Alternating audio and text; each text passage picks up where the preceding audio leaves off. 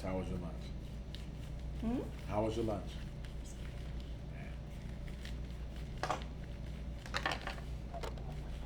So do you have to work next week or just only this week they got you in here? Because of Memorial Day. That's right, that's right. If we only have, if there is a class, there's only a 3-day class, which is generally ITIL Oh, or okay. something like that, but last week I had a class and it was this P, and this lady was very flaky. I mean, I hate to say it, but she was just jumpy and lots of talking, you know, lots of just long extended comments, you know. So I didn't get through all the material. Oh no. And then she postponed Friday's class, and I thought, how can you postpone a class? She said, I'm not going to be there.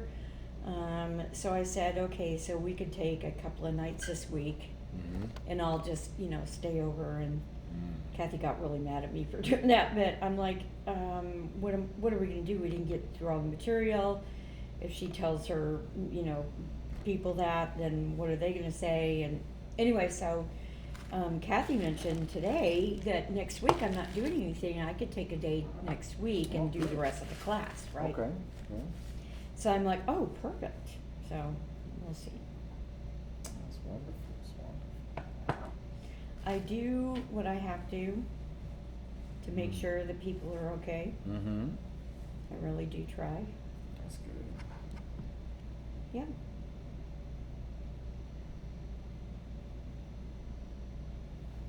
I go out my way. Oh, are you cold? Oh, yeah. Turn it up a little bit. But the next room has to be adjusted also, Oh, so. wow. Yeah.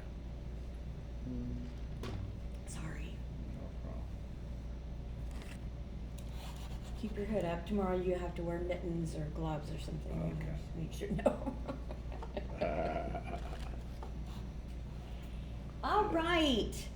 So, in open source intelligence, what we're getting is we're getting all kinds of information about people, IP addresses, email, physical addresses, range of, you know, addresses assigned, DNS servers. If you can hit a DNS server, you've got their network. Right. Because of all the records in there. So basically, I work for a pen test company, and when we hacked a DNS server, it was like, yes. Oh man, that's awesome. The goal now, though, is to get the VM servers. Oh yeah, virtual machines. Yeah, the folder with the VM servers. Copy them over. You've got their network. Yes. So, yeah, that's the goal now, which is a very scary thing. I mean, DNS was bad enough, but yeah, now it's like, holy cow. Okay. Social media, we talked about that. HTML code, we talked about that. Metadata, and then we went to FOCA. Right. So data about data and circumventing through the system, which is what they did, which is so fun. File author names, we've got names of users that made changes to a document. Software name, version info, if they did Office, a certain, you know, Acrobat, 2019 or something like that. File paths, and then host name, and then username. So lots of those things. Then we've got the various different defensive OSINT or identifying threats through government bulletins, university advisories, SANS, a SANS report, NIST reporting, any of those types of things. Department of Homeland Security, CIA. Yes. I'm sorry. The CERT is basically the cyber emergency response, right? Minimizes the damage, does, they work with, if they need to, law enforcement in case something was stolen. CERT coordinate responses for major events like terrorist attack. And did you see The Epic, not everybody looks at Epic Times. I love the Epic Times because I can trust It's a them. good magazine. Yeah. They put out a news flash type thing last week to look out for terrorist attacks, Oh. especially against the LGBTQ plus community, Yeah. and to, transportation hubs, and which scares me about Atlanta. I always Right, think we're a hub. somebody could have a bomb as we're going up this escalator and, blow up thousands of people right there. Like in 1996, yeah. Oh, yeah. So basically it's like, okay, I hate to think that way, but, that's where my brain That's goes. our job. Yeah, We got to it think is. about it, but they don't think about it. Right. Exactly. Yeah. Cybersecurity incident response team, you're a group responsible responding to security events in the network, could be legal representatives, HR. They all need to be involved in it because there's somebody that's going to get fired. That's right. What about that? And then we've got the dark and the deep web. Yes. Serves as an operating platform for many cyber crimes. I mean, it's ridiculous. Threat actors utilize the dark web to organize their efforts and sell products such as credit card numbers, drugs, weapons, malware, human trafficking. Observing this activity can provide insight into threat actor activities, future attacks, informing regarding current tactics, and evidence of previously undiscovered breaches. Now, one of the things you just recently did Security Plus, Yes, right? That's my. One of the things that they say, so an administrator discovered that the CEO's information was online, where would he go for that? He would never do that. That's Why true. would he do that? That's true. We got some time. So I'm like, yeah. Right. And it's exposing the environment to the dark web. I mean, like, who thought about that? No administrator in his right mind would do that. Right. There's so many safeguards you have to take, It could be in a sandbox. He could be looking, if he's, a aficionado type thing, looking out on the dark web. I don't know. That's true. It doesn't make sense to me. No. And internal sources, of course. Yeah. We look at people's behavior. If you know somebody, that if their behavior changes, something's going on in their life or something. Right. So that's why behaviors are so watched. Right. I know that's right. Everything that we do. Yeah. I'm used to it now. I've got a dash cam in my car. I always record my car. I'm just used to being on camera now. Yeah. Oh, yeah. Yes, Well, nice. everywhere we go, Right. we're on camera. Yeah. So, proprietary closed source intelligence sources, paid for data feeds, member-only groups, threat intelligence depend on three important attributes: timeliness, relevancy, and accuracy. That's 3 words. Okay. Yep.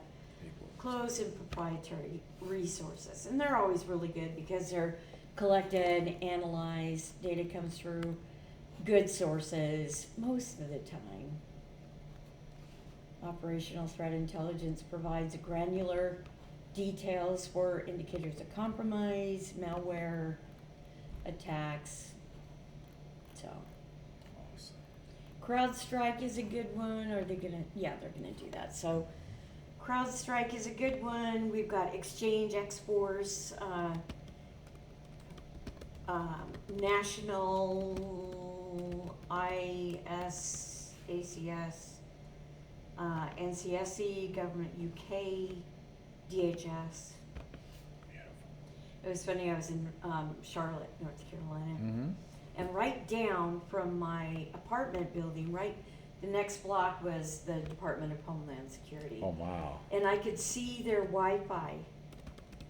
They were broadcasting their Wi-Fi Wow, feed. outside. I could see them and the police department. What?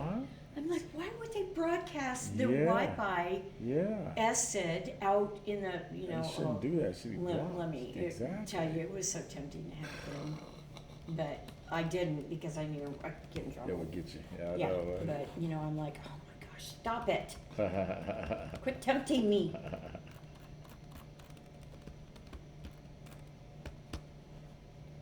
Beautiful.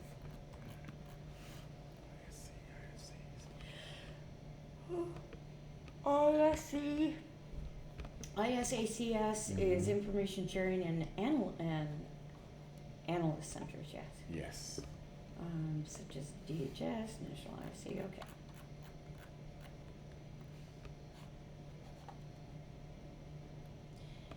And the benefits of sharing information. So we've got incident response, so we can be proactive instead of reactive. Mm-hmm. Other organizations need to know what's going on also. Vulnerability management, organizations can quickly identify and mitigate the potential. Risk management, of course. Security engineering, Mm-hmm. which is domain 3. Yes, our domain, yeah. Documenting the findings, sharing those, and discussing strategies, distributing knowledge, all kinds of things that we can do.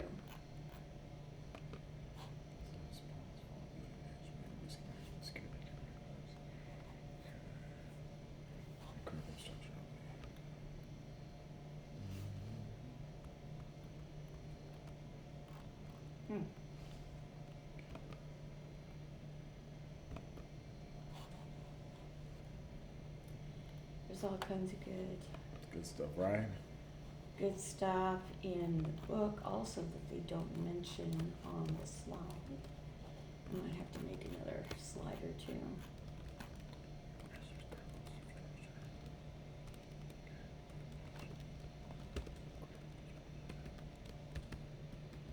Healthcare, financial, aviation.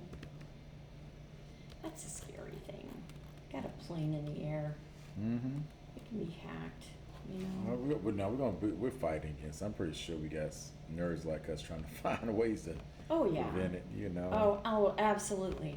That's why I still get on an airplane, but Yeah. still, I mean, hack a car is easy. Oh yeah, I learned that. That's really cool too. Yeah.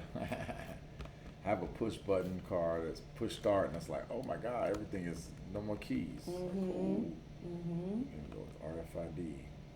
Like Sean gave us this information about a thing called a flogger, and it's like a little thing that you can buy, and you can get all kind of RFID codes and just. Yeah, there are apps on your phone that you can get. Ah. Yeah.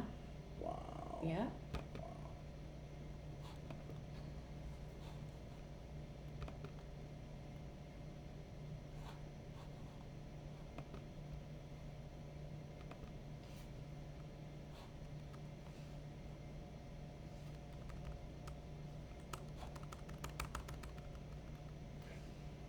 Okay. So, sharing intelligence crucial for the cyber defense teams. It seems like if they rest one day, they're going to be behind, you know? Mm-hmm. Because it just is such a fast-moving type of a thing, Yeah. fast-paced field. Of course, IT has always been that way. Oh my gosh, I love. So I was watching a series called UFOs.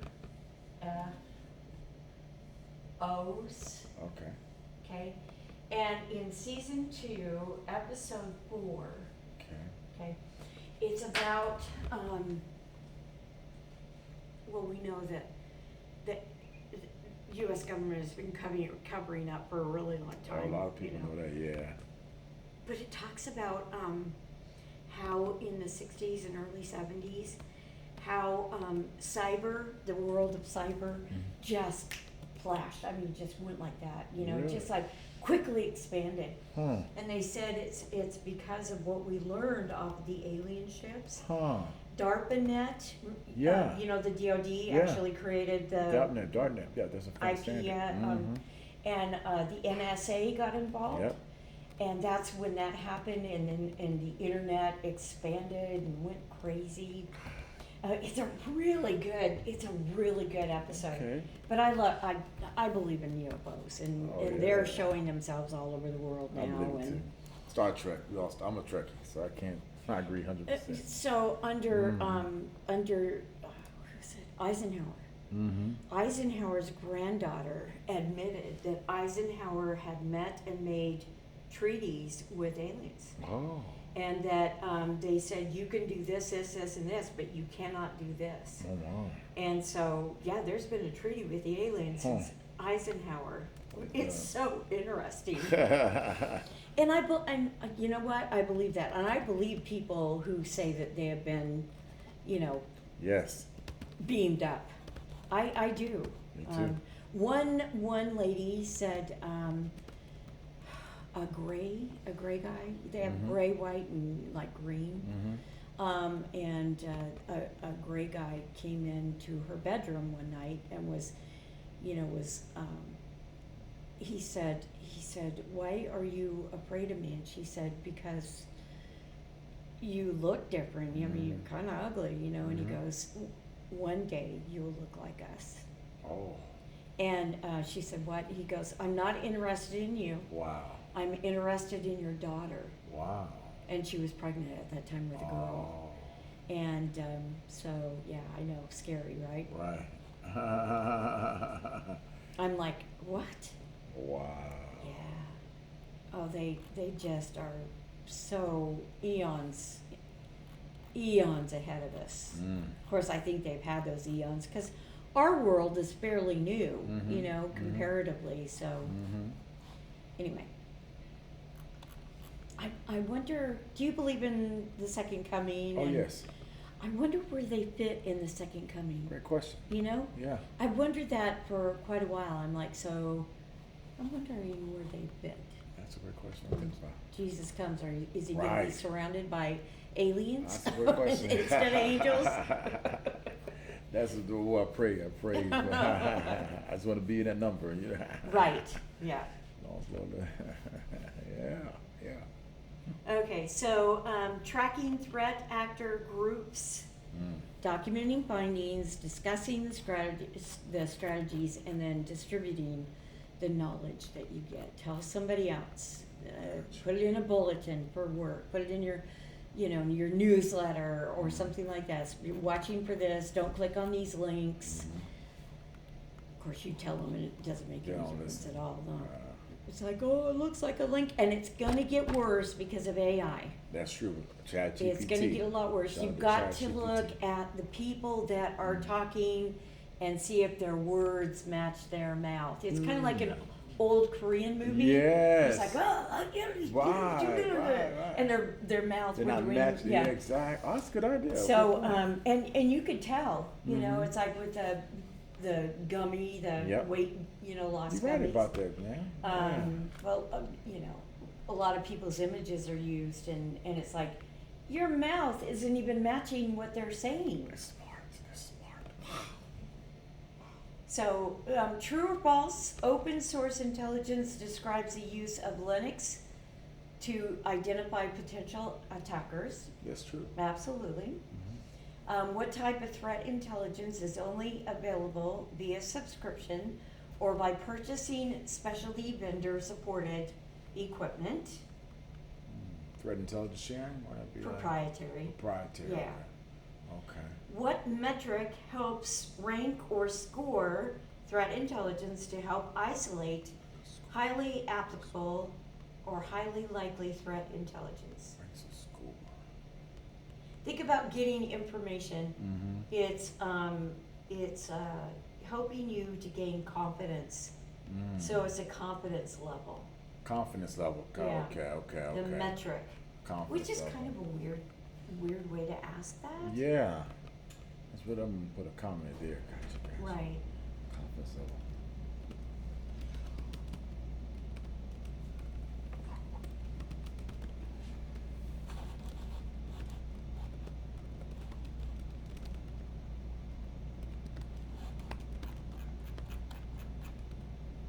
So that's the strategic base. Okay. Understand risk and threats. So do you remember Elmer Fudd? Mm-hmm. He's gonna go hunting for wabbits, right? Yeah, yes. That's what I think of every time I see threat hunting. Ah. Threat hunting just basically assumes a breach. Exactly. And it basically is one that we can say, hey, you know what, if this happens, then what? So cybersecurity hunting is primarily a manual process whereby the threat hunter or analyst reviews various sources of information, uses their skills and experience to identify potential threats. You can use cybersecurity intelligence, you can use lateral movement, improve their effectiveness. Threat hunters focus on well-established tactics, techniques, and procedures. Having Kelly doesn't hurt. I like Parrot. I haven't tried that. Oh my gosh, Parrot is awesome. It's got a lot more tools, and in fact, it's got car hacking tools. Really? Yeah. Can you tell me the website for that, please, ma'am? Parrot. It's called Parrot. This Yeah, is it. it's just Parrot Linux. Parrot Linux. Okay. Yeah. Gotcha. Thank you. Okay. I usually have Parrot OS. a VM with Parrot Linux on it. That crowdsource attack data is valuable for being able to know what tactics, techniques, and procedures they're using and what kind of damage that can be caused. Indicators of compromise are in the past. Indicators of attack are in the present. Okay, present. Yep. Okay. And search for threat actors based on established TTPs. Techniques, procedures, tactics. Gotcha. Okay. That's good. Okay. Past, present, past, present.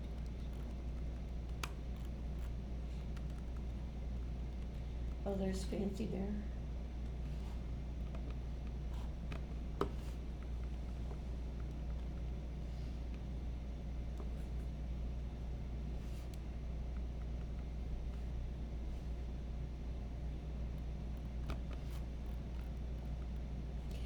Okay, indicators of compromise, system and application logs. If people read their logs, they'd be a lot further ahead. Mm-hmm. There are a lot of people that may not even look at a log file, which is weird.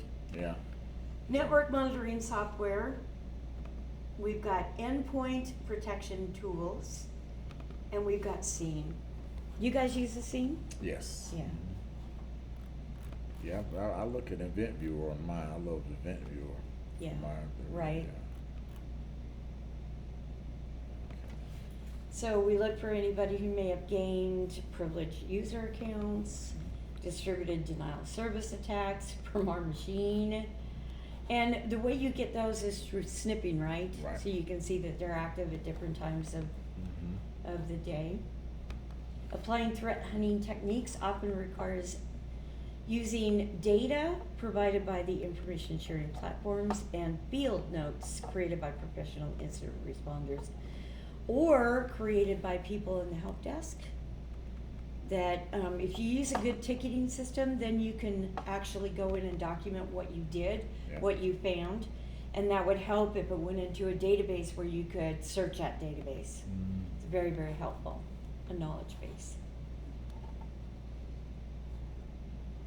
Okay, then what we do is we can use Unicoder IO to provide a cookbook information. Uncoder, Uncoder,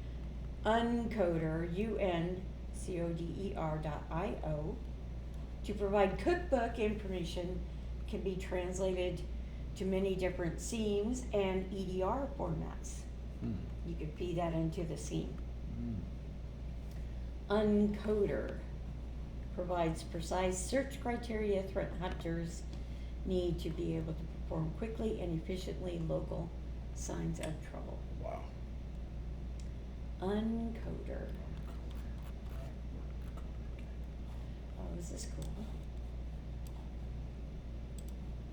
Uncoder. Looks like a Linux screen.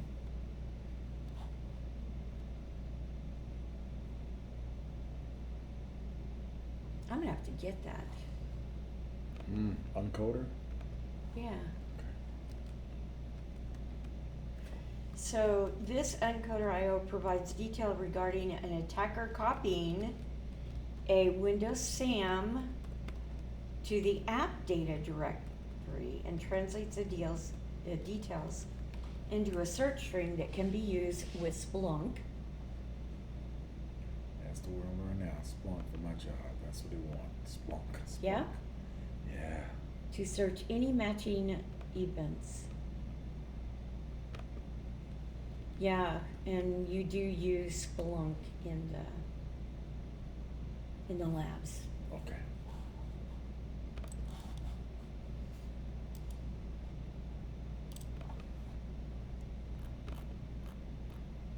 I love the labs. Oh, that's good. I'm glad you I said that. do. Yeah, because they're, do it. Touch the keyboard. Yeah. Get your brain in there. Yeah. Yeah, because I can tell you all day long it's not going to Right, till you do it. Mm-hmm. equal a hill of beans, That's right. And to some of these kids nowadays, Mm-hmm. if we didn't give them the test questions to study, they would never pass.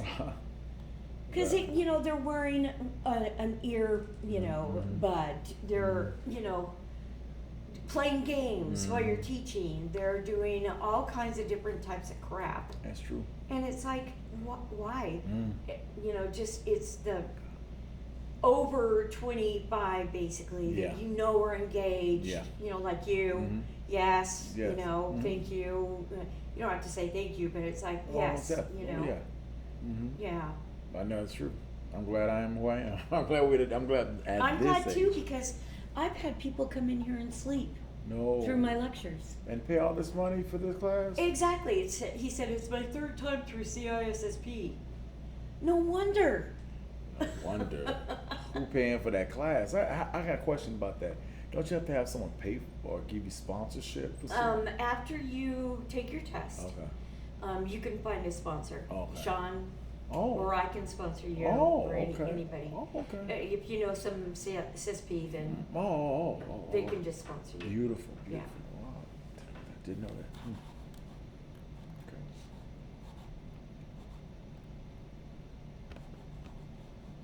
Okay. Okay, so identify systems and services to isolate or monitor.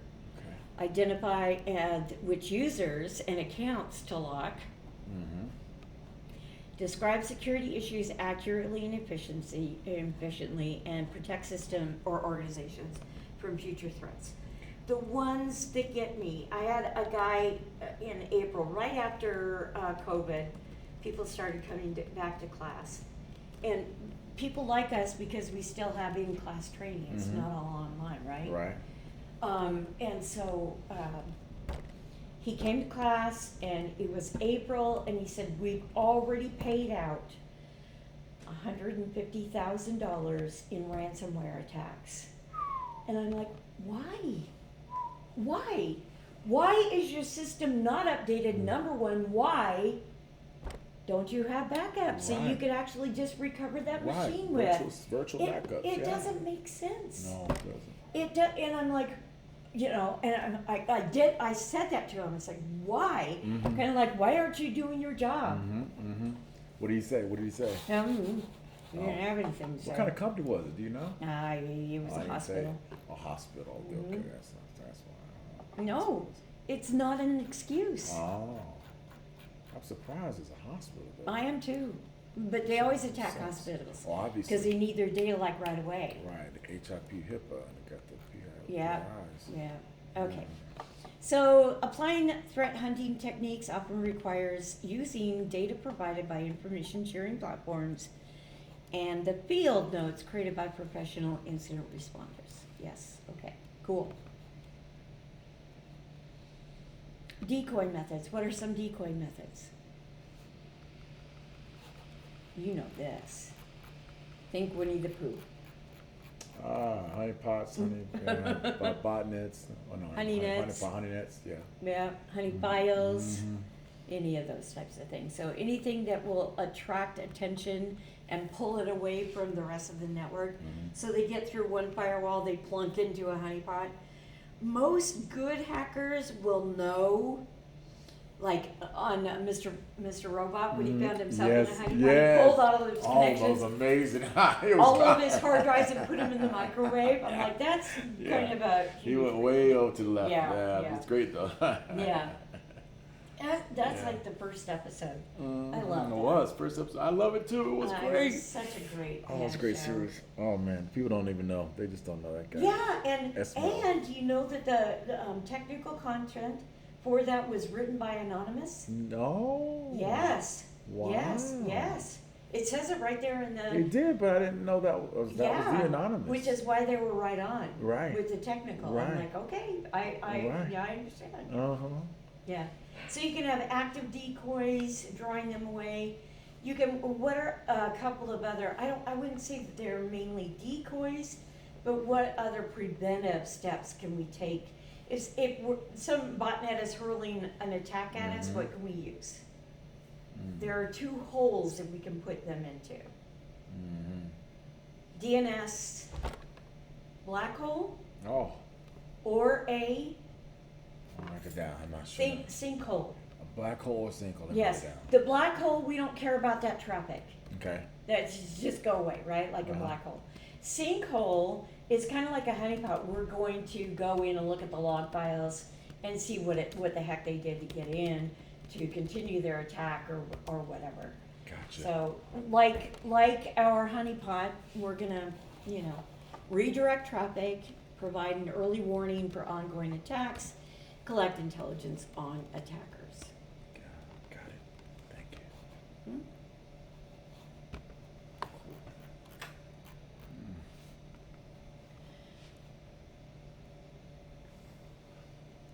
And now we get to IDS and IPS. Okay. Oh, I know. I'm so excited. What activity is best defined for the assume breach mindset? Honey for WebEx. Assume breach. Threat hunting. Yes, sir. Right. What term describes when an attacker has successfully moved to another system? Pivoting. Is that pivoting? Pivoting, lateral movement. Oh, lateral Yep, movement. same Okay. things. Okay. True or false, indicators of attack depend on forensic evidence to identify that unauthorized access has occurred. Depend on it. Do you depend on forensics? Mm-mm. No, it's false. They depend on forensic evidence to no. Oh, okay. Yeah, utilizing forensic evidence is more closely associated with the indicators of compromised or searching for evidence. But it doesn't depend. Yeah, you don't wait for forensics. That forensic comes afterwards. So Past tense, yeah. it looks like your machine is being attacked, right? Indicator of attack. Gotcha. Dun, dun, dun. All right. Number 2. Okay. Lesson 2.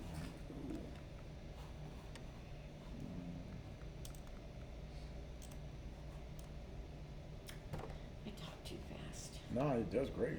I love it. Your speed is perfect.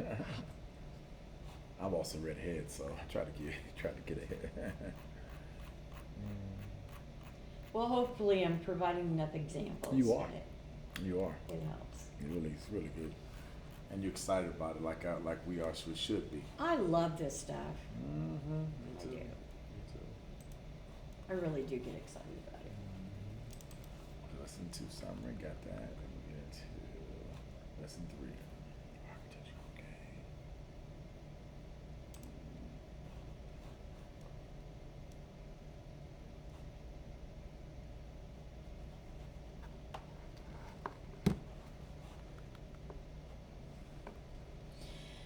All right. System hardening. We know that we do not go with any kind of default configuration. That gets us in trouble every time. We actually go in there and harden the system. If that service doesn't need to be running, we disable it. We make sure that all the defaults operate more securely if we need to use a default. Use secure configuration baseline. And most people have the intelligence, or the system admins now have, the knowledge to be able to create an image, a secure baseline image that goes out to all the systems. They start securely. Mm-hmm. Configuration drip can happen after that, but they should have the group policies in place that keep them pretty much in line, right? Yes. So we go in there and we configure that, and then we move off of that if anything like that needs to happen. But the group policies keep us in line. Mm-hmm. I had one group policy class. Group policy is a 5-day class. Oh, wow. And basically, I had one class. 5 people said, first minute, what do you guys expect out of this class? And they said, we want to know what registry keys the group policy actually changes so we could go in And do it and ourselves. change those policy keys. I said, you know that you're going to be having to change those registry keys every 90 minutes. Oh, no, it's that much? Yeah, every 90 minutes to 120 minutes, group policy goes out there and checks, throws out everything. Huh. 90 minutes, if you don't get it at 90 minutes, you're gonna get the 30-minute offset. Mm. Every 90 minutes, it goes in through. If you don't have it, it's gonna go ahead and do that. Amazing. Give it to you, yeah. Oh. So I said, you know, every 90 minutes, you're gonna have to change it.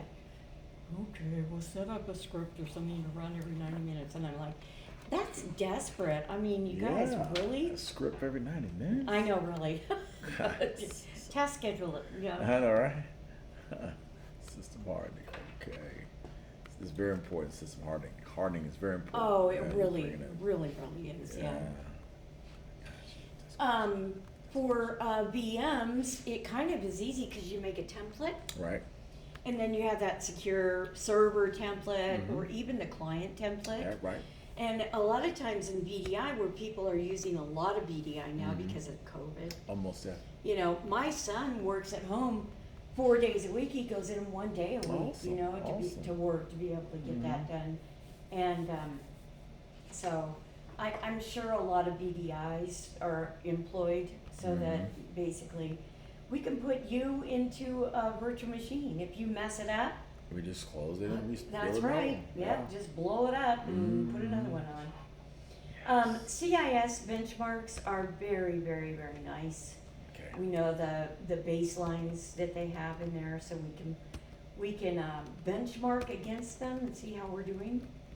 And DoD sticks are the rules that the DoD uses to put together their systems, and they're pretty hard, in which is so funny. They won't let people go to the command prompt, but they'll let them have PowerShell. Ah, well, you can do it.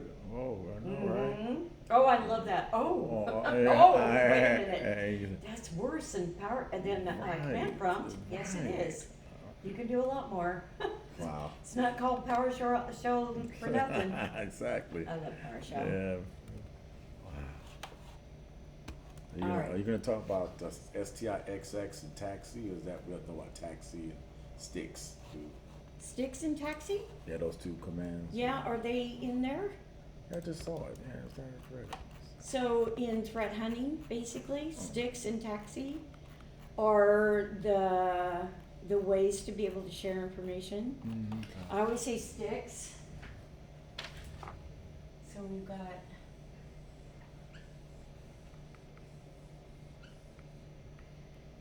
I need some wheels here, even though they're gonna be kind of. We've got sticks. And taxi is Huh. the vehicle that we use No to be way. able to Can I take a get picture of the- that? That's a good idea. Oh, that's cool. Okay. That's a good idea right there. That's a good idea. Wow. That's for information sharing, Yeah. so it's structured technology information exchange. Thank you. Taxi is more the vehicle that allows it to go out there, so. Sticks.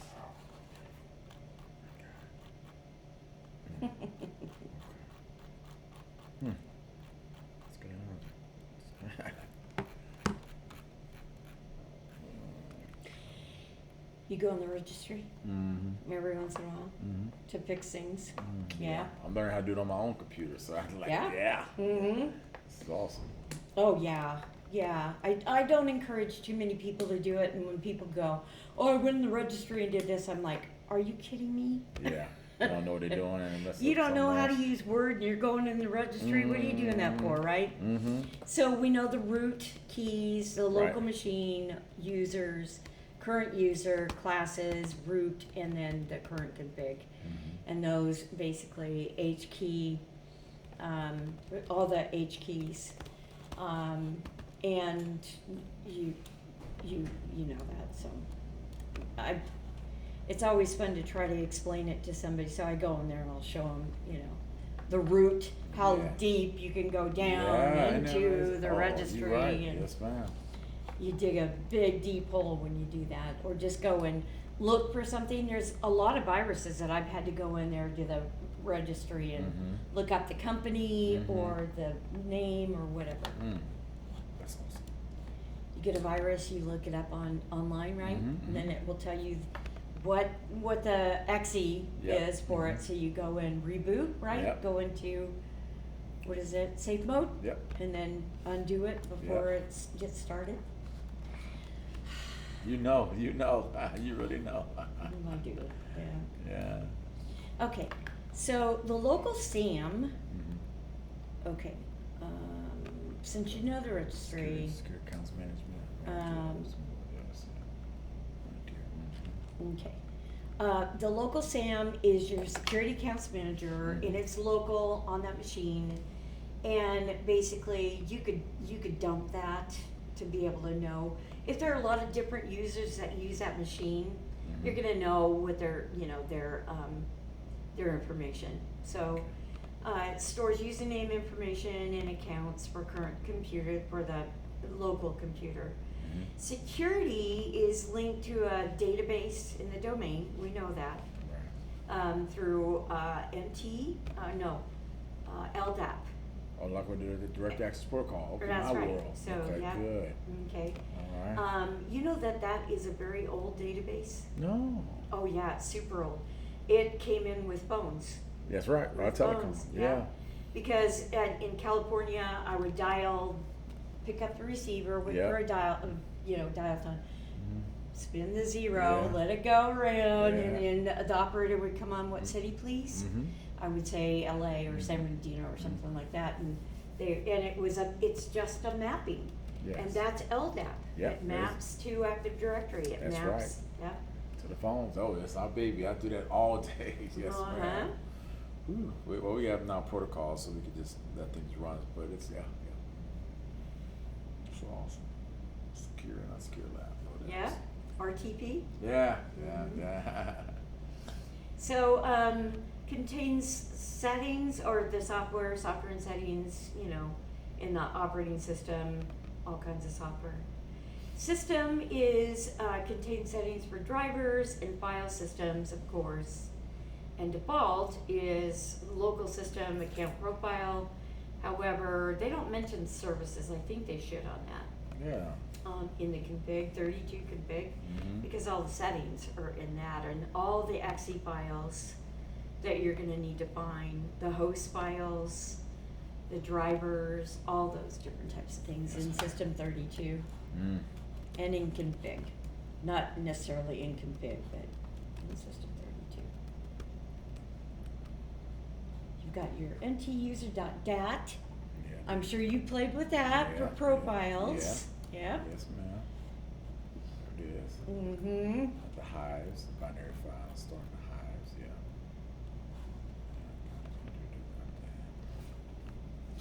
Now, in configuration files, we've got our initialization, our INI. Mhm. It just basically starts something. So pairs with the associated equals.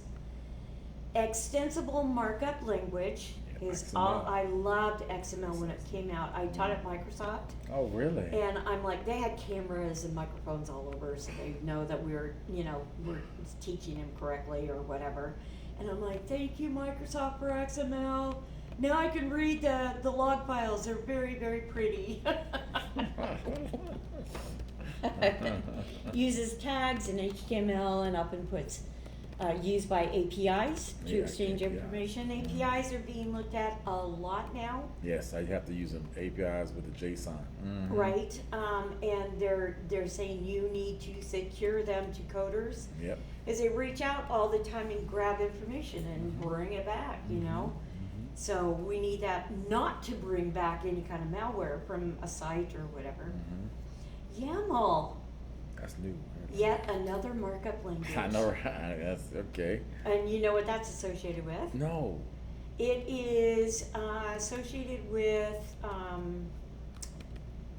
Teams, MS Team? Microsoft Office. Okay. What is that whole big thing with the The one, Microsoft Office 365? No, is it all put together now? I can't think of that. they put it in It's a two- part of Office, but it's like got the, talking about you know, it's got Teams and Yammer, something like that. Yammer, you Yeah. know, yeah, just like okay, that. okay. So YAML uses the quotations and the is that a colon? Yeah, it's like a dot within it. Oh, okay, so it's a period, Yeah. okay.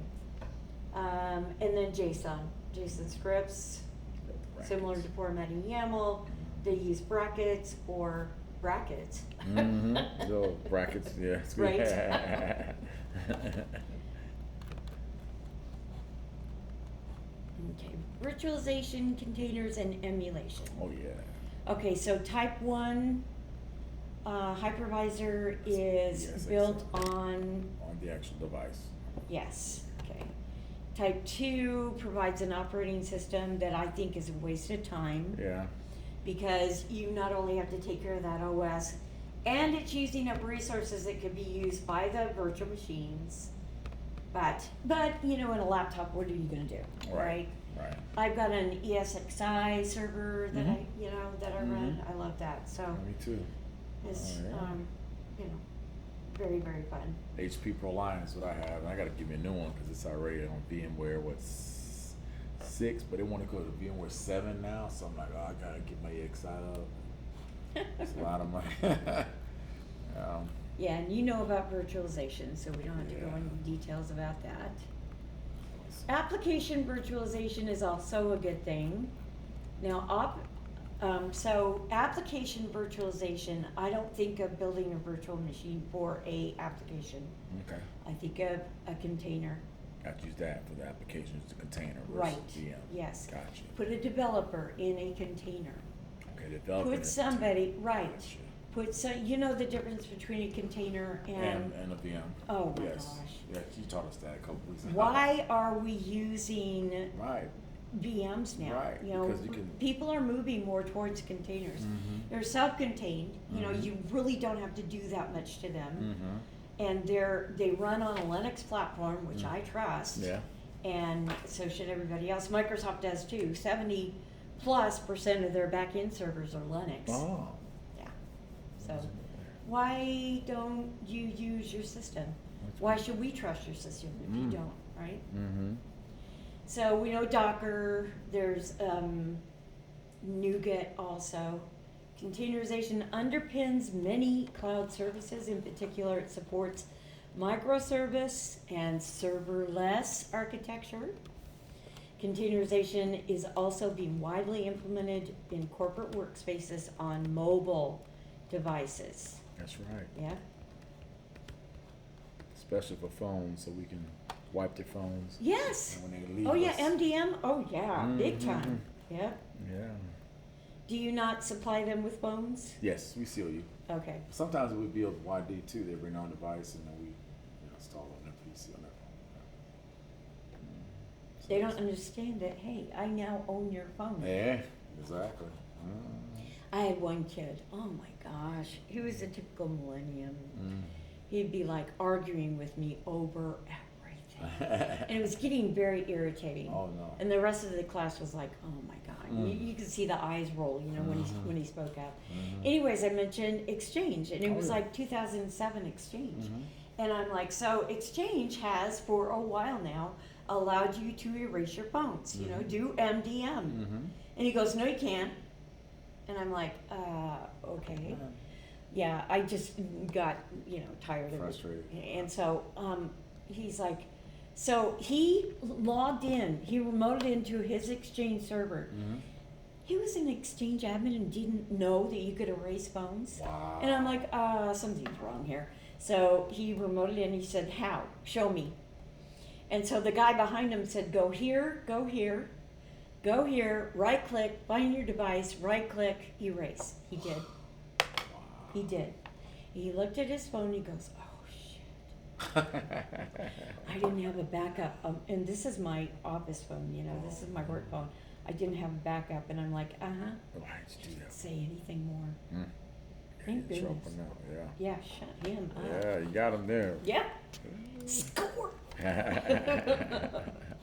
We should have done that the first day. Of course, we wouldn't appreciate being quiet. No. That's true. Okay. Cloud deployment, the public cloud Mm-hmm. is, what's a public cloud? Okay, that's gonna be like a cloud for all kinds of users, be able to, companies to work with, like a CSP, a broker,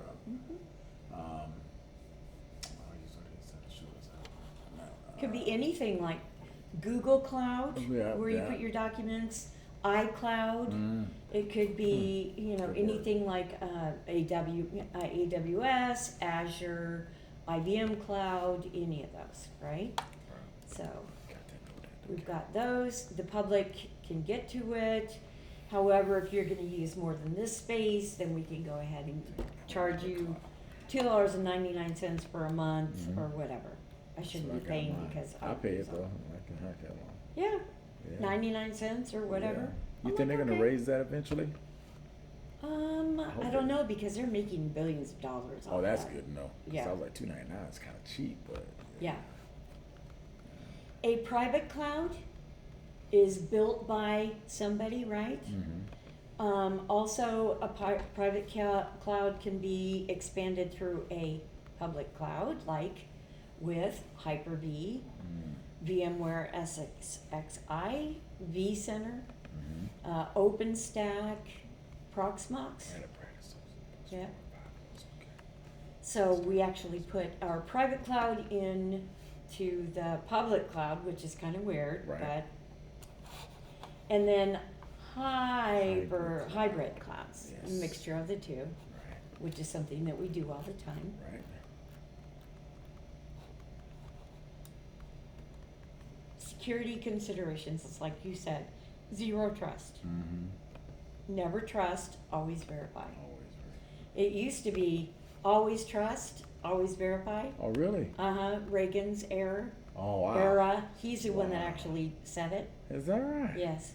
But now it's never trust, always verify. Good to know that. You can see where our society has gone, right? Yeah, so that's how the AAA came in. The Yeah. Authorization Act. Yeah. Gotcha. So serverless, strongly associated with modern web applications like Netflix. Mm-hmm. Providers appeared with products to completely replace the concept of corporate LAN. That's right. With serverless, all architecture is hosted in the cloud. That's right. Traditional virtual private cloud offerings. You've got authentication, web applications, communications are developed and managed as applications running in VM instances within the cloud. When the client requires some operation to be processed, the cloud spins up a container to run the code, performs the processing, then destroys the container. Isn't that cool? That's awesome. Billing is based on execution time rather than hourly charges. That's good enough. Examples of this type of service include AWS Lambda, Yeah. Google Cloud Functions, Mm-hmm. and Azure Functions. Get all three of those. Get that. Ooh-wee. All right. Okay.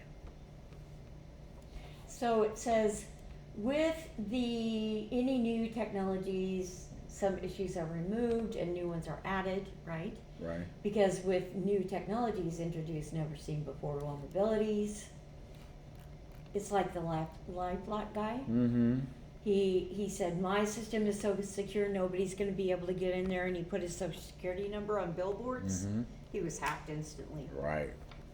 Stupid, dumb. Yeah. Probably had to get another social security number. Yeah, I guess you do. I never thought about that. Yeah, probably too.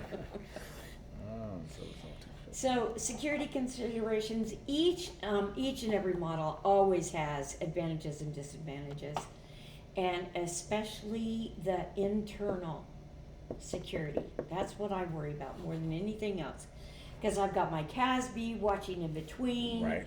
I'm here on premises. They say they're doing their job, and I am, basically going fingers crossed all the time. Exactly. Serverless SDN software Defined networking. defined networking, absolutely. Everything in the cloud is software. Nobody really thinks about that. No one. Yeah. Yes. I tell my security plus, if at any time you see SDN cloud, it's all cloud. Everything in the cloud is software defined.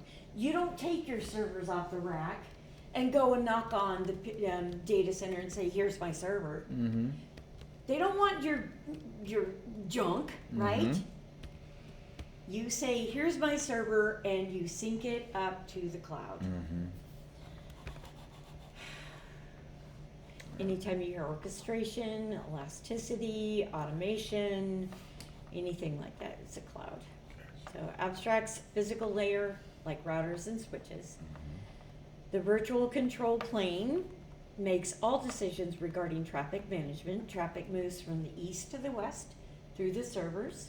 Oh. You've got your north plane, which controls all the applications, and then Okay. the south plane, which is the drivers. Right? Is that right? Oh, I gotta learn this. This is okay. North to south, you said east to west? East to west is the movement of the data within the servers. Thank you.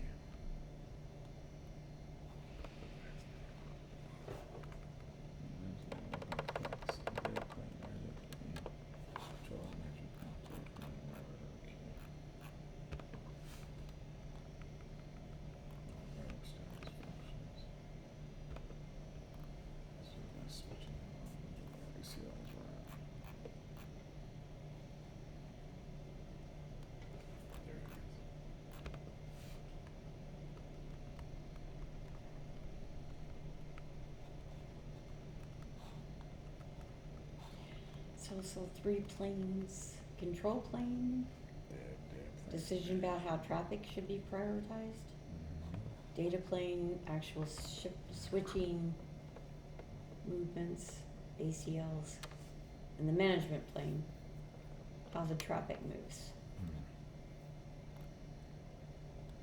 Then they mentioned the northbound and the southbound.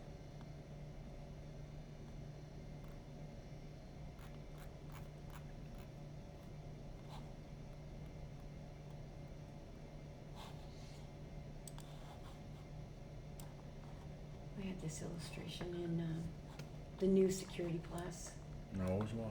this Oh. one, with the different planes. So the Yeah, I management got the book. planes, Yeah. Yeah. the control plane, That's in version 7. right, Mhm. and then a data plane. Mhm. Do you take the 7 test? No, he gave us the 6 test, but we had the 7 book, which was really Yeah. weird.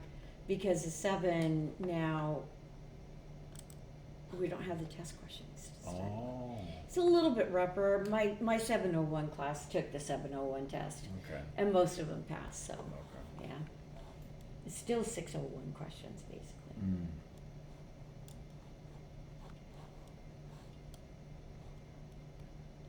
Okay, zero trust.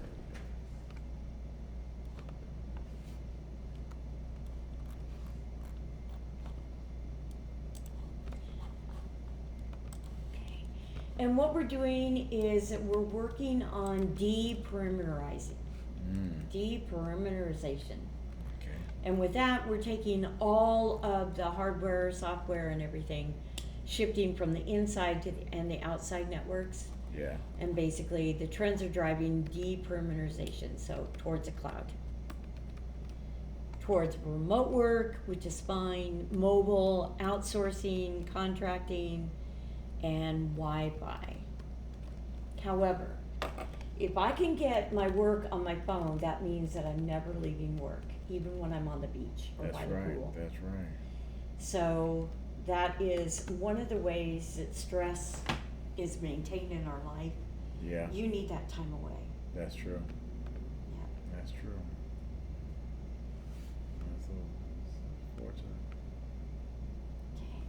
And we're moving more towards the zero trust. Mm-hmm. Zero trust characteristics. Everything is considered outside. Trust nothing. Validate everything. Yeah. And the NIST Special Pub 800-207 is a zero trust architecture. There it is. Yep. Right there.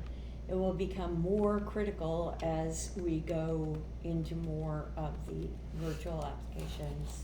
Okay. More in, as everybody goes to the, I just don't understand it. What? The cloud. Oh yeah. I don't understand it.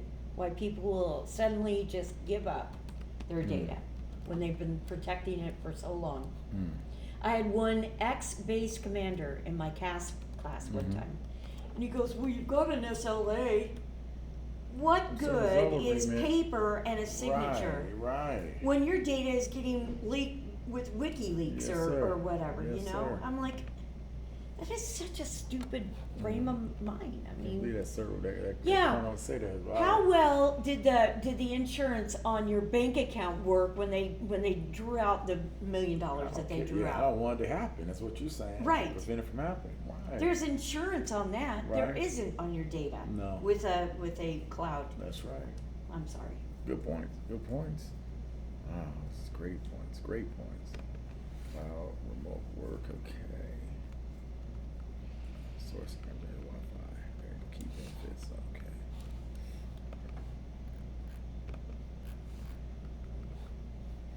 Greater security trust. Greater. Is the CSSP a full year to get that knowledge? Because I heard it's long. It's very long, large length of data. So those guys go through a year training for CSSP? A week. A week is it? Yep. Oh my. Look at the bucket. Oh my. Yeah. Okay, that's it. Yep. A week. Just 5 days. Yeah, I'm blessed. Oh wow, thank you. Get that book. I guess you have to order it. And that's through Contia, or is that a different company? It's it is, I know the name. ISC, something like that. It's ISC Squared, but it's by Oh.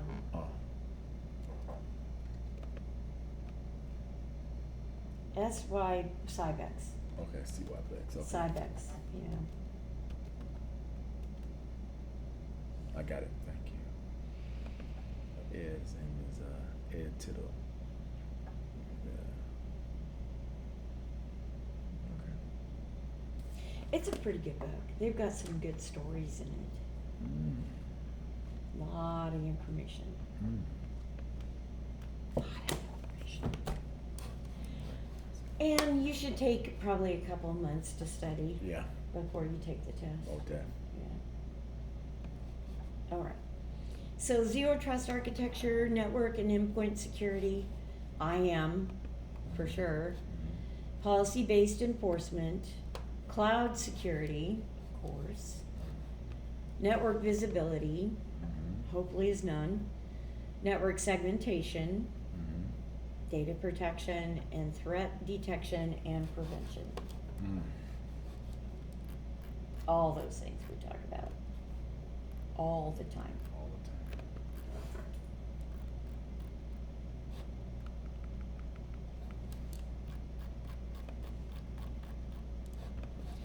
In which Linux directory? What? Where did it say? Which directory communities files located?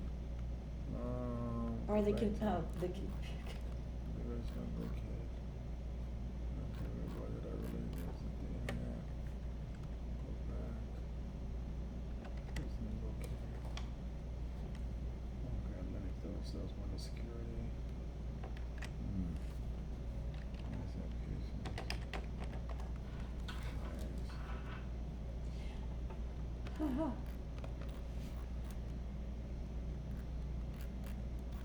Okay, let's try this again.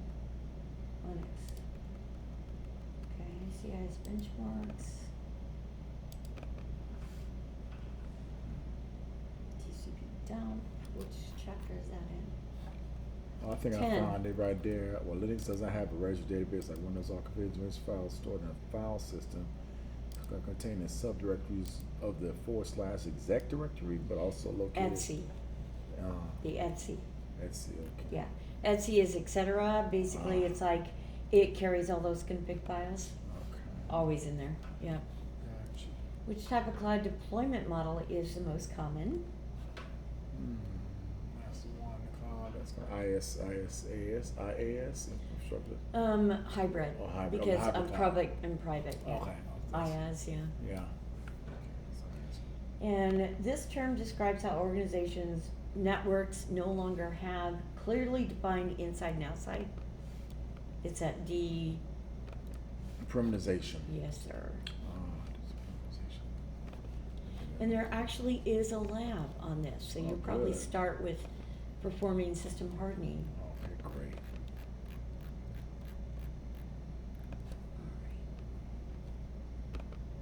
Exploring IAM. Good. What are your factors of authentication? Something you Have something you know and something you are. and Right. somewhere you are and Some- something you So have, know, and I think am, have, and know, know. Am, have, and know, right? somewhere you are, Right, so you are. and then something you do. Something I do. Uh-huh. Oh, it's a new one. Something I do. Okay. Yeah, a couple of extras in there. With that, it's a new one. Okay, got Yeah. it. And using those factors, and we've got multi-factor authentication. Two FA. Two factors, Mm-hmm. and then we've got multi-factor, which you can add in with your username, password, your ATM card, a Mm. password, and then they identify you through the camera, biometrics. That's right. Yeah. In fact, I wish they did, because a lot less people would have their stuff stolen. That's true. I know Uber does and Lyft does, and I do those as drives. They Yeah, always- those are interesting. Mhm. Yeah, it's like, Mhm. do they look like this? And that's Yeah. such a good thing. I mean, Mhm. yeah. So, what is out of band communications? That's that last time. What is it? It's gonna come to me. Out of band. Router stuff. But let's talk about pods. So think of your bank.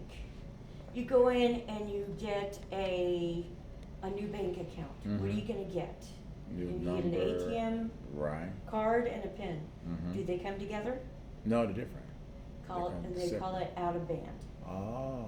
So your card comes one time, you might get your PIN before your card, Right. but they're in separate mailings. Mm-hmm. So we've got our network, okay, normal network, and out of band.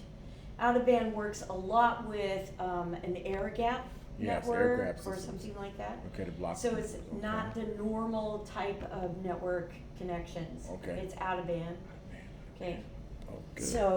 So with out of band or two-step verification, we've got out of band communications with our different mechanisms, like our phones. They send you a notification, right? Push notification. Yes. Yep. They could send you an email, an SMS message. They go and send a phone call, In band is use of the normal types of, you go to an ATM. Now, I love it that the ATM you could touch, Mm-hmm. and you don't have to have your card, so I can Mhm. do it on my phone or whatever. And they might use a standalone server in order to be able to do that, which an ATM is a standalone server. That's true. Passwordless communications, yes,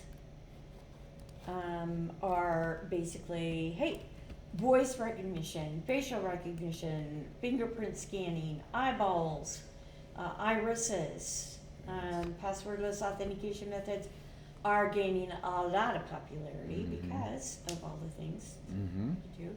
Passwordless authentication offers a method of authentication that cannot be shared Mm-hmm. and removes the burden of remembering passwords from employees.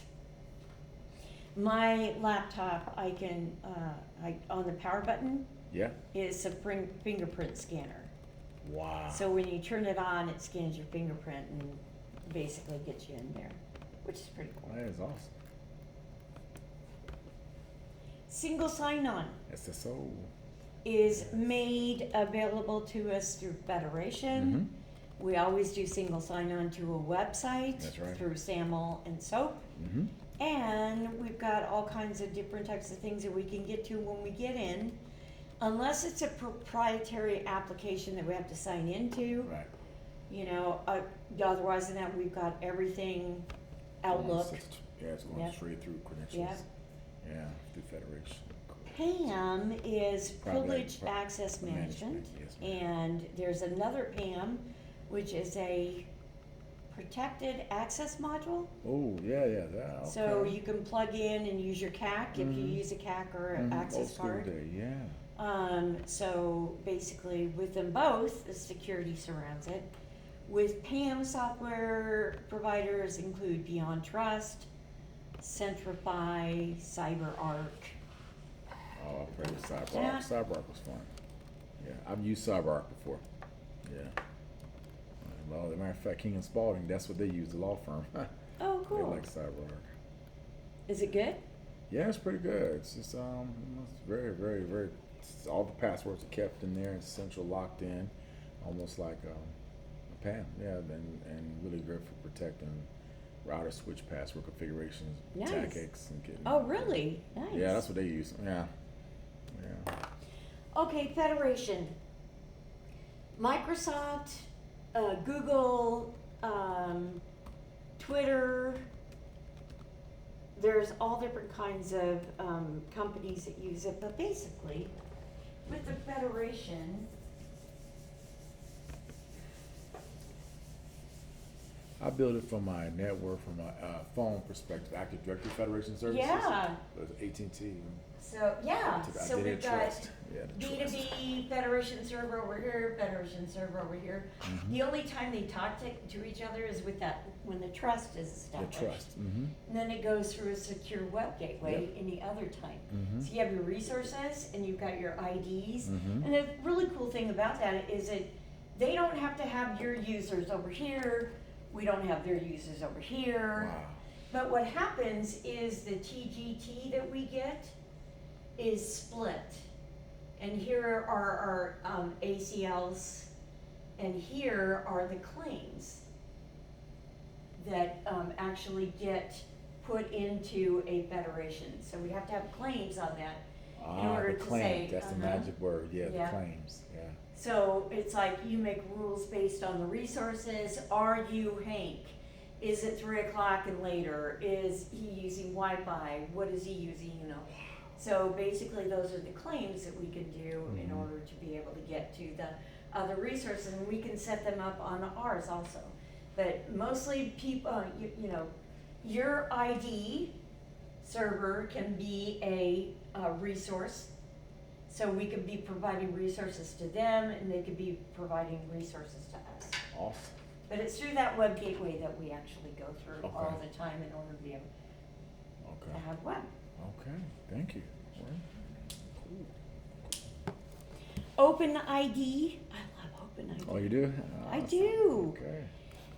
OpenID is our ability to be able to log on through another company, and then open up a path. So you want to get onto a website, you don't want another username and password out there, so you use Facebook for your authentication method. Yeah.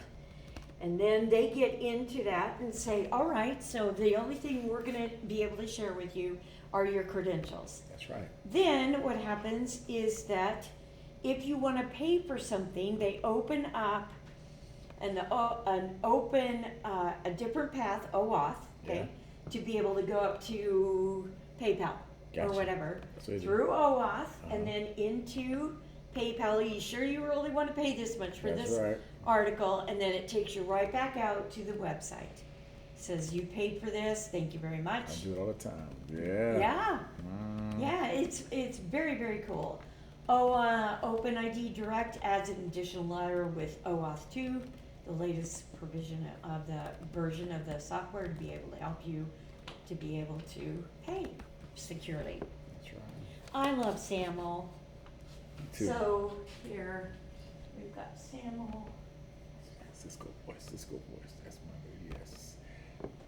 with Cisco voice. the SSO he's holding. Oops, Or holding on to it. Samuel. So. Okay. And what he's doing is he's sliding across on soap. Oh, there's a So we've soap. got the bubbles coming up Yeah, you here. got it. This is Sam L. Yeah. We've got That's Sam. the famous salmon. Yes. Yeah. See there. So you said what was it again?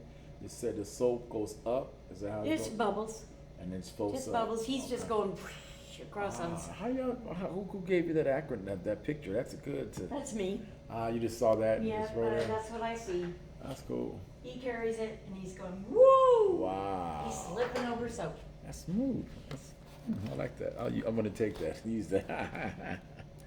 Wow. Transitive trust is you trust them, you trust me, I trust them through you. Mm-hmm. It's typical Active Directory. Gotcha.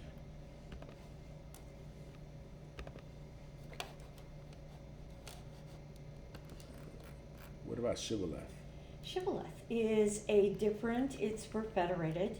Gotcha. Shibboleth can be turned on, and user attempts to retrieve resources from a Shibboleth enabled website. Gotcha. And it's just another way to be able to provide identity. Okay. A lot of people don't turn it on. It's old, basically. Oh.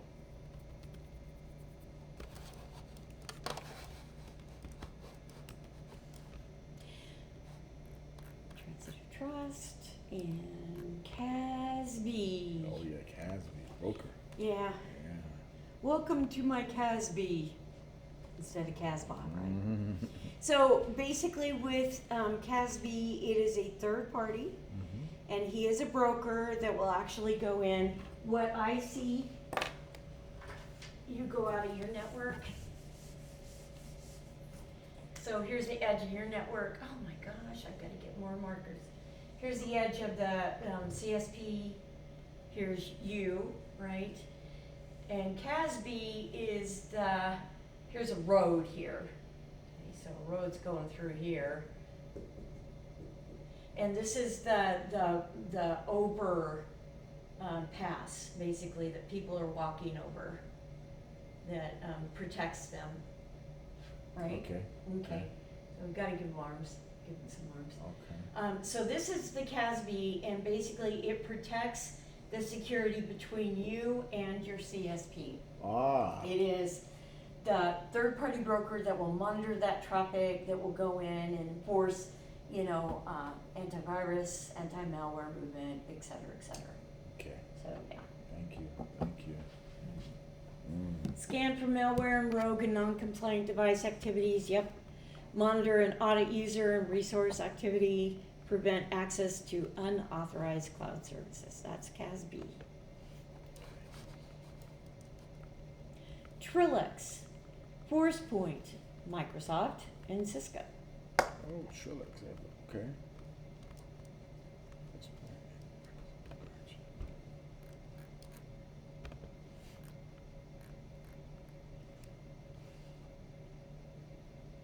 Okay, so we'll get into the proxies. So you're gonna do the first proxies and forward proxies, or I'll stop there.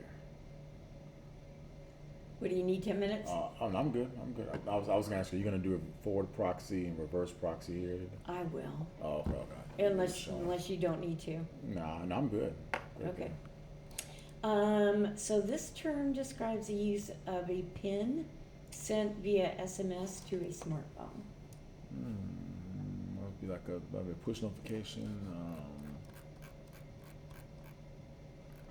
Two-step? Yeah. 2FA. Yeah. 2FA.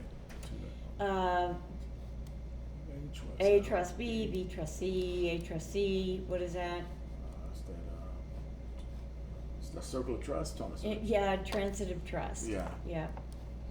What is the enterprise management software designed to mediate user and employee access to cloud services? CASB. Forward proxy? Oh yeah. By definition, proxy is do in the stead of. Ah. So basically, he takes the information that you want to go out and get. He will go out and get that information. Mm-hmm. When he comes back, he gives you that information and says, go away. Ah. So that's why forward proxy is always coming from inside out. Mm-hmm. Gotcha. Yep. A reverse proxy goes, oh, you want to go to the website? Mm-hmm. Fine, here you go. Gotcha. So coming in. Yes. Okay. APIs. Mm-hmm. You want to sign in? Fine. Let me go get the sign in for you. Yeah.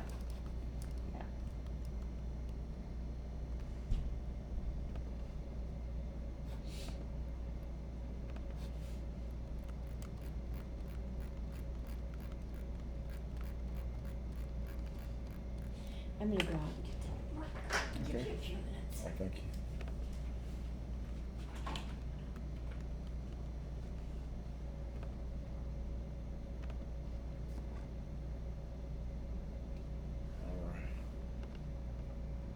Reverse proxy, forward proxy, praise God, this is good. Having information you had from a month ago is really helpful. And remember domain 1, we talked about threats, attacks, vulnerabilities. Can't forget that. And that's in the Security Plus. This is a build up of Security Plus. I can get a CS and a CSIP. I can pay for that, man. I can get all 3 of these in 1 year. I figure out a way to get that CSIP class. Phishing, smishing, vishing, spam, spear phishing, dumpster diving, shoulder surfing, farming, tailgating, illicit information, whaling, pre-pending, identity fraud, invoice scams. This is the base stuff, man. We're going to do the programs in a few minutes. Invoice scams, credential harvesting, reconnaissance, hoax, impersonation, water attack, typo squatting, influence campaigns. Now that's just 1.1, all right? So then we get over into 1.2. 1.2 is going to deal with it. Classifying physical attacks versus virtual attacks. Then we get into 1.3, 1.1 still. Social engineering, and then we go through all the different types of them. I just went through those earlier, so keep going. Scroll. Beautiful. Scroll. Here's the next one. All right, principles of social engineering. Okay, familiarity, trust, urgency. Then we get into 1.2.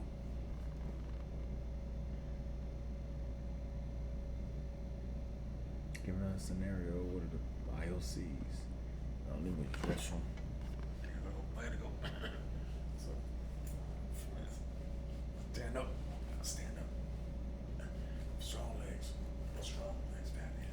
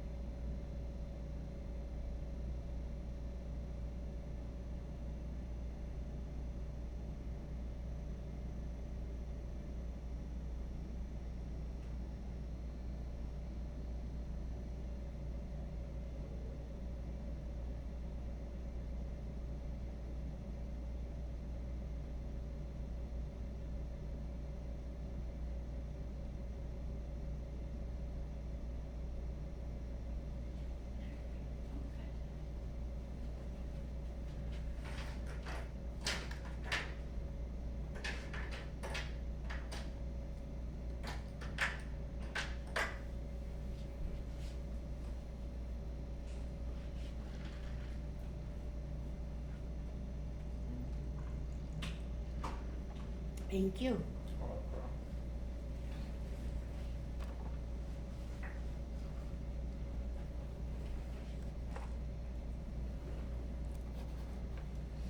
right.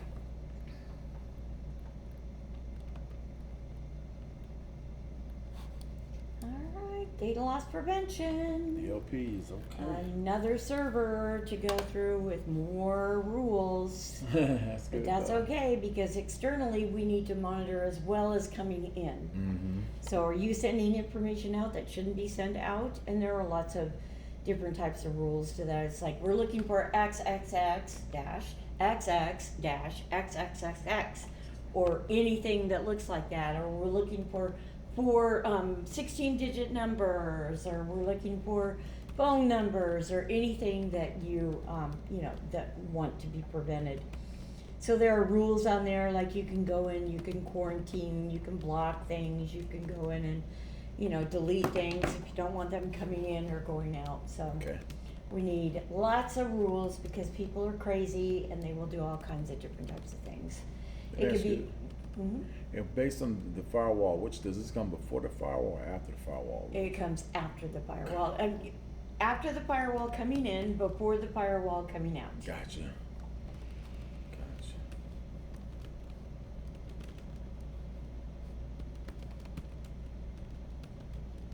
Okay. Okay. And with DLP, we've got a policy server, which is all about classifications, confidentiality, privacy rules, policies, and it logs the incident and compiles reports. Hank is sending this stuff out, and you shouldn't be doing that. Right. Endpoint agents to enforce a policy on client computers, even when they are not connected to the network, which is very wise. So on BYOD or something like that. Mm-hmm. And network agents scan communications at the network borders and interface with web and messaging servers. DLP examples: blocking the use of external media, print blocking, remote desktop protocol blocking, clipboard privacy controls, and data classification blocking. Yep. Anything that looks like it's gonna come out or go in. This is Office 365, policy. Okay. So anything PII, Yep. PHI, Mm-hmm. PIFI. Mm-hmm. I thought it was just PFI, like personal financial information. Why do we need personal identifiable financial information? Good question. I'm always gonna say PFI, I don't care what they say. Okay. Cardholder data, intellectual property. And like I said, you can do. Come on, Tyler. Come on over. Alert. So, hello. Block, prevent copying, go in and quarantine it so we can look at it and then release it later, and tombstone it. You know what tombstoning means? No, that's a new one. I guess put it on the ground. Yeah. Yeah. It doesn't, it quarantines it. It says it's replaced with one describing the policy violation and how the user can release it again. So basically, in Active Directory, how they sync, Mm-hmm. what they'll do to an item. Say you delete a user, okay? Yeah. What happens in Active Directory is they tombstone it. Oh. And they say, hey guys, this is set for deletion, but if you deleted that object and removed it, you would get it back, because they'd say, oh, you don't have this object, give it back to you. Wow. So they tombstone, say everybody mark it for deletion, and then basically it marks it for deletion. This marks it and replaces it with a policy violation. So it's like, you maybe should not send out social security numbers. So basically, Okay. you violated a policy.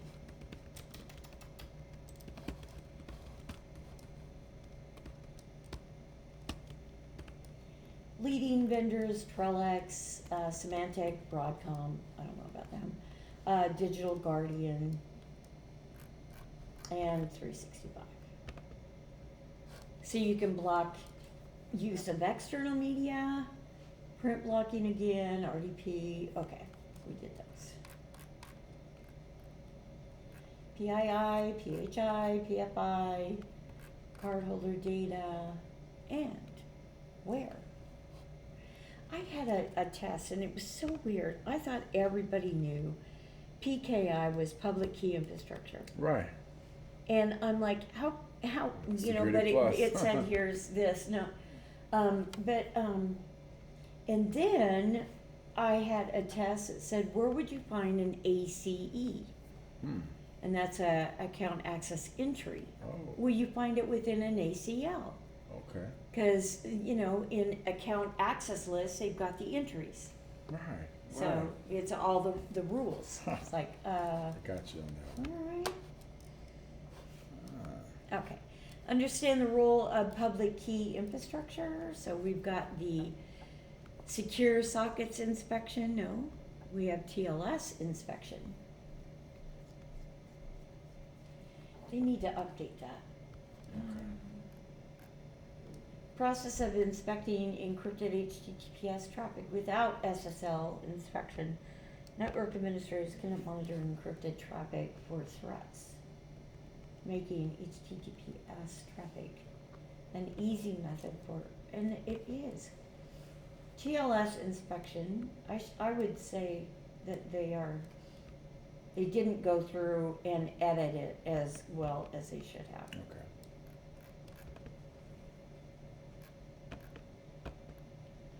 A big question mark by that, it should be TLS instead of SSL.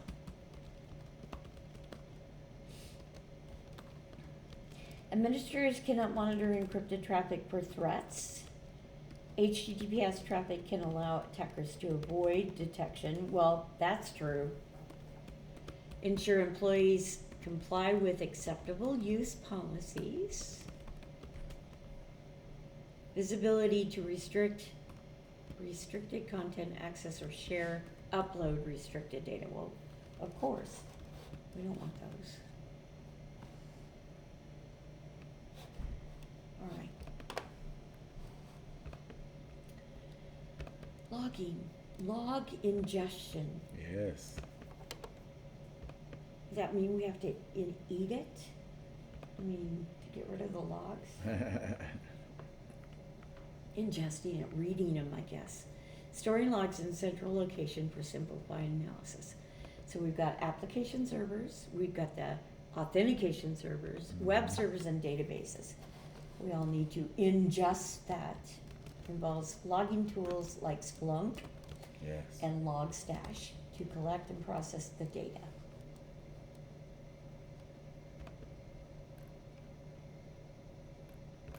You know what splunking is?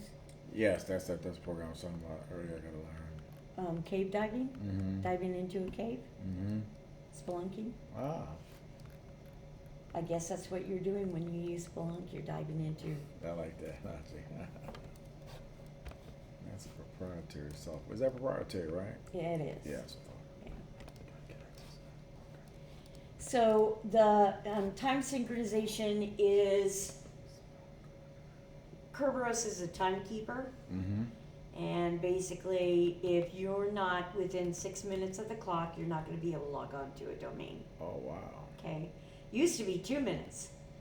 So Oh. in the third minute, you would not be logged in, and too many people, I mean, were behind, and so we got a lot of, hey, you can't get in, because of the clock.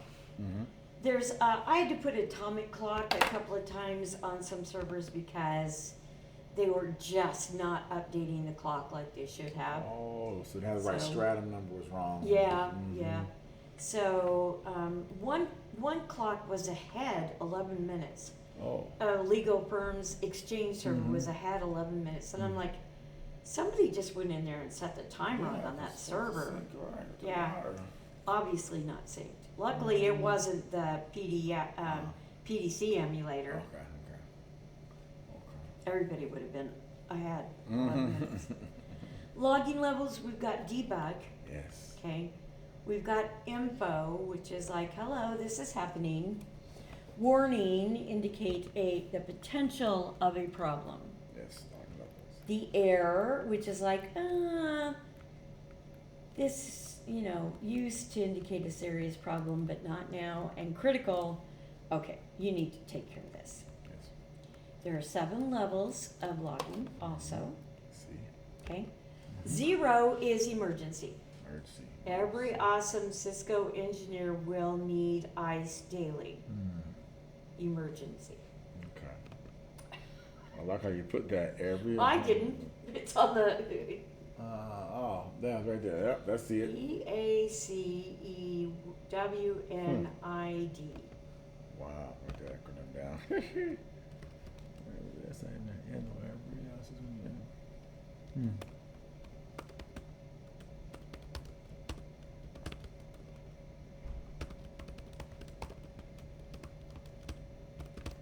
Because it's an emergency.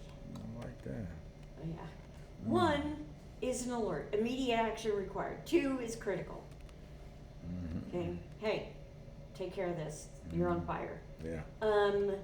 3 is error conditions. 4 is a warning. 5, notice, normal but significant conditions. 6 is informational, and 7 is debug. I wonder why it's the opposite. Yeah, good question.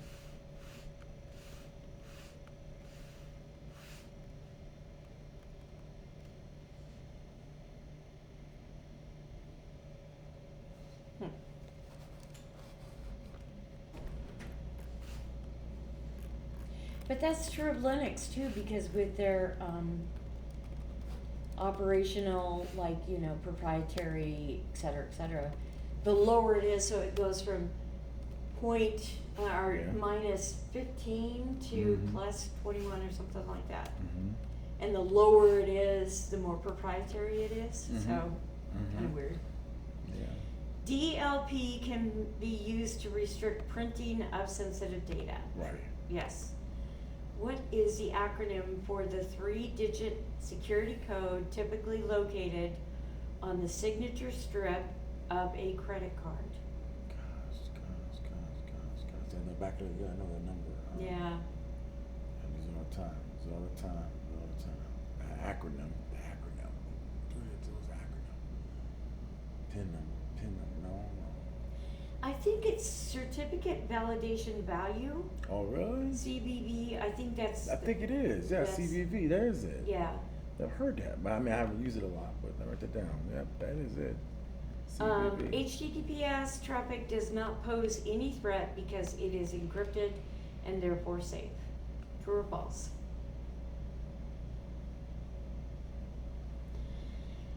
Oh man, when they play with that, I'm gonna say The other one was false. true, so this one's gonna be, False. yeah. I'm gonna ask this conversation because it says does not pose any. I'm like, Right. come on, any? Yes. Really? So threat is always a threat. Malicious activities are often concealed within Basically. that traffic, Yeah. such as cross-site scripting. That's right. Forgery. Yep. Forgery. Access time sync errors is another lab. Good. Yeah. Oh, crap. And that's the end of 3. Well, that was quick. So now you've got nap time. Oh yeah. All right. You don't have to hear from me anymore. Until tomorrow. Okay, no problem. No, it's great. Thank you for So letting 9 me do o'clock my. is. Oh no, I love it. It's a great class. Great class. Is it possible? What time do I have to get out of here before the next class comes in? Do we have time? Oh, not till 6 Okay, good, or good. 7. Just making sure. Yeah. Good. Yeah, I'll probably get out of here about what time is it now? Let's see. 2:30. Okay, great. That's good. All right. So you want to go into the labs here, or are you gonna? If you want to. Yeah. Let me get that, the practice test questions for you. Oh, okay. I know you probably won't be using them for a while, but I want to make sure that I get them for you. Okay.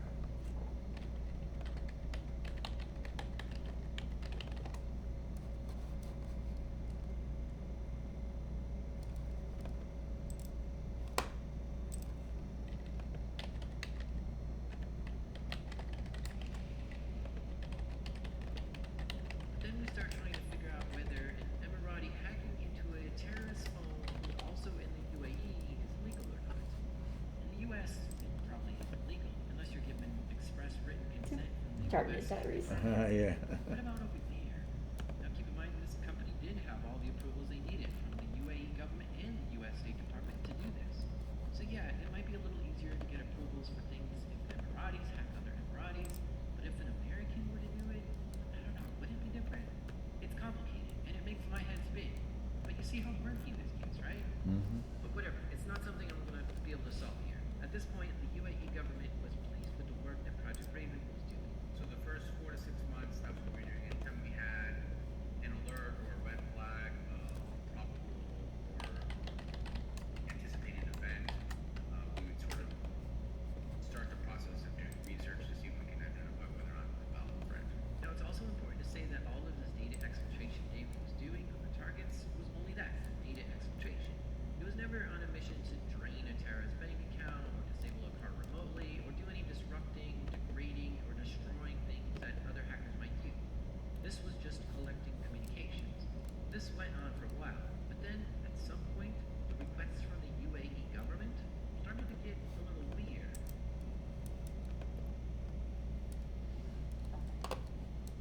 You know, the unfortunate thing is things didn't get weird for quite some time because the requests look very similar to what we were currently doing.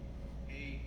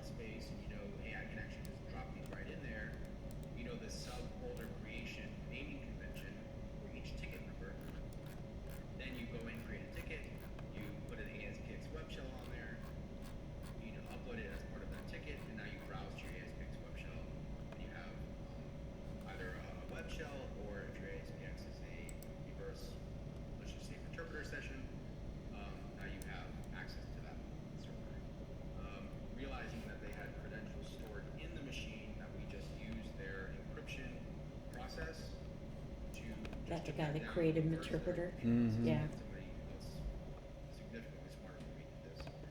Reverse this encryption protocol to actually decrypt the passwords for administrators for peered networks in this platform. Okay, so now they have a whole bunch of usernames and passwords of people who log into this managed engine server. And from here, they figured out that some of the users also worked for this MSP. And they also found a tunnel back to the MSP. So now they decide to try to get into that MSP's network. You have two different ways. If you have a credential, you just use your. Is it okay to go home and do work here, or you want me to You're stay? more than welcome to if you'd Okay, like what to. time tomorrow? 9 o'clock or dark? Yeah, 9, yeah, Okay. yeah. Okay. Yeah, I'm down in McDonough, so I have a long way to drive. Oh, okay. Credentials, and then install persistence. Whoa. Oh man. Like this I'll is. see you tomorrow. Do you realize what's Yes, happening? sir. Yes, David's thank you, team ma'am. is Get past some traffic. managed Yes, service ma'am. provider. Yes, ma'am.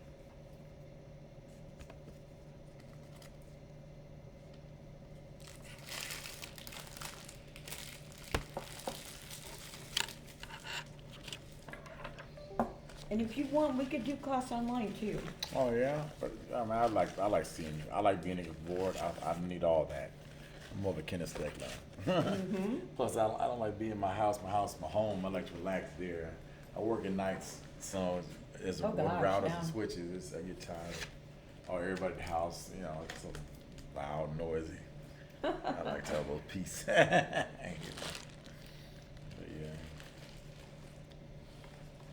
All right.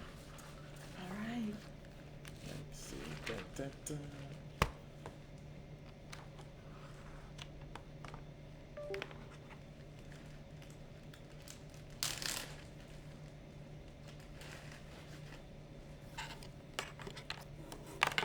Do you do tomorrow test question in the morning like Sean, or do you do it differently? We can do that.